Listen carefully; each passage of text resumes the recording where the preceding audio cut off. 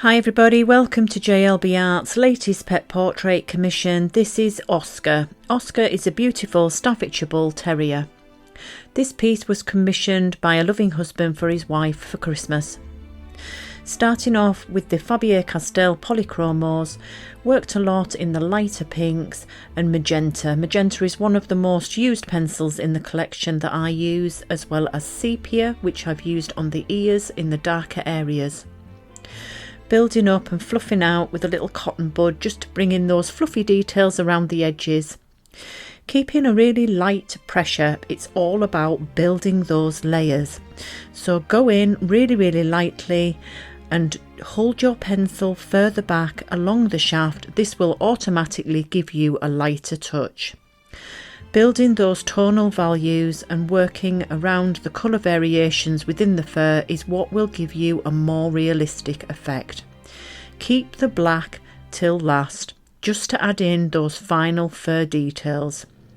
Then working on the eyes and the reflection. Make sure you really capture that essence of the animal. Also, when working on fur, watch the direction of the fur and also the length. This is what gives a more realistic effect. Also, when working on the muzzle and nose, I use a dark indigo blue for the darker areas. This gives real depth and tonal variation under black. But Oscar had a lot of browns in his fur and also sepia, which is a beautiful pencil of the polychromos, and I use rather a lot. When working on a dog's muzzle, and it may seem pretty white when you look at the picture, but white fur is never really white. It is made up of a rainbow spectrum of colours. Lots of creams, lots of greys, sometimes blue. Also, an animal's surroundings can make such a difference to the fur tonal variation.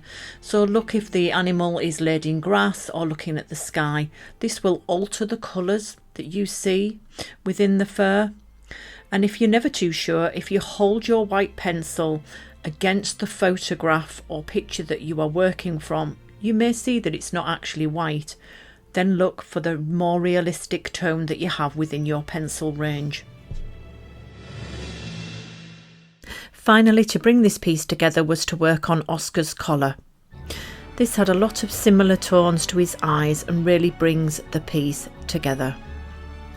Sometimes working on those soft layers, blending them together with a soft cotton bud and then going back in over the top with slightly heavier pressure gives a more realistic fur texture.